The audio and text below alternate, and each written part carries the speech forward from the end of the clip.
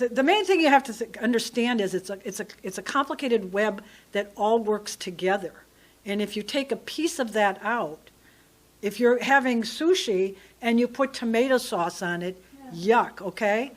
The same thing happens with native plants. If they don't have the right food, the insects will not be there to eat those plants, and we want them to eat those plants. And then the birds are going to come and eat those insects. And then those plants are going to the soil and get the nutrients that they need. So there is that web that keeps them all in balance.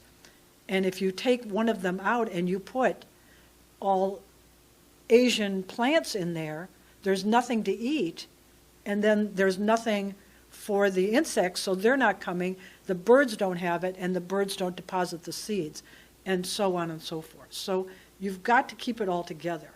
You know, so many of us start out, us included, when we had our first house, lots of grass, 6 shrubs, 1 maple tree, right? There you go. And then the other thing is we're getting drier, we're getting hotter. So our benefits for wildlife. And actually, I've got deer on here, but I have to tell you, I'm going to encourage all of you to eat more venison because they are destroying our native forests. They are absolutely over-browsing and they are killing our forests. So that you go and you see a forest and you don't see any understory at all, that's because of deer. And I know they're also eating people's, plants in their yards and things like that, and but that's a lot of times it's the non-native plants they're eating because they happen to like Asian food. But the deer are really are right now our biggest problem. But we also want to plant for wildlife because they do so much.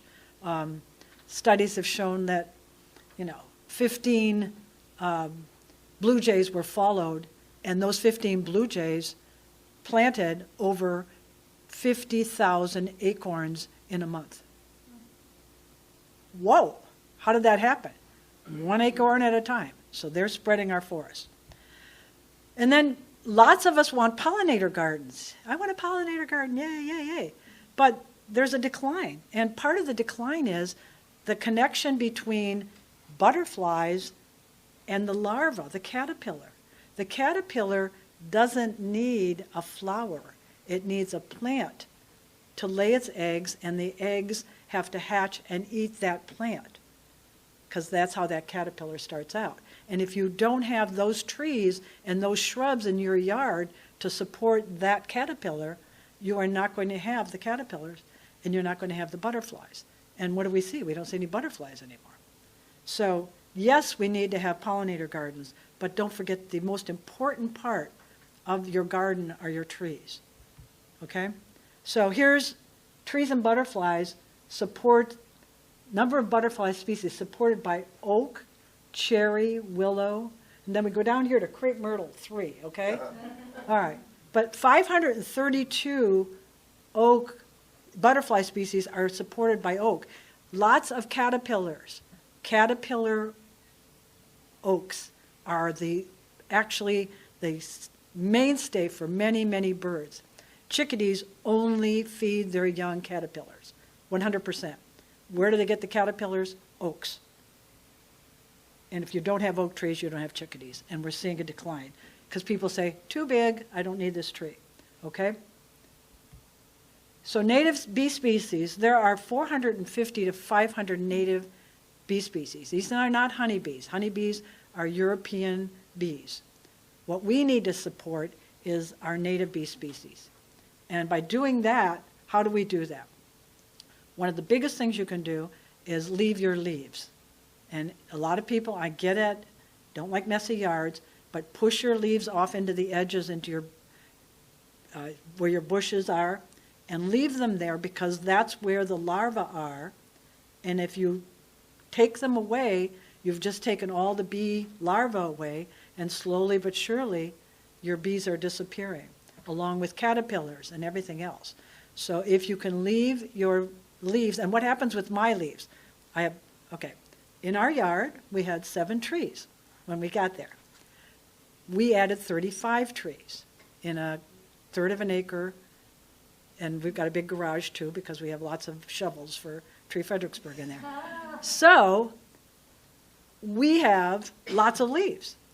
And I don't have any grass, so I get it. You have to blow the leaves off your grass, but do that and put them into your shrubs. And what will happen is the birds will go through there all winter long, and they will shred those leaves, and they'll compost your leaves. You won't have to do anything in the spring because you've already gotten all your leaves shredded.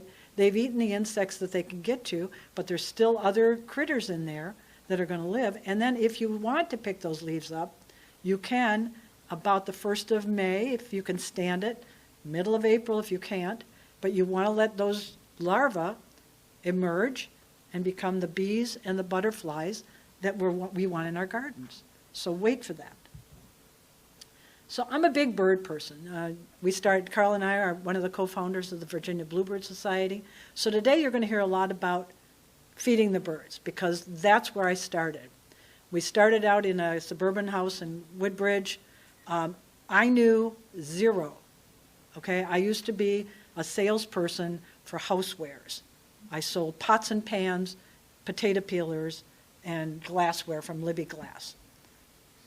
But I took classes. I came to things like this. I read a lot. So you can be as educated as you want about this. There's no big secret. It's just getting the building blocks and the steps that you can do it. So I wanted to feed my bluebirds. And so I brought a friend of mine over and said, show me all my native plants because I need to feed my bluebirds. She walked my entire yard and she said, you don't have any native plants here. Now, she was wrong because I had trees there and she didn't recognize native trees as important. So that's 40 years ago, or 30 years ago, that was where we were as far as the native thing. Natives were only flowers. Now we understand that the trees are actually your building blocks of your yard.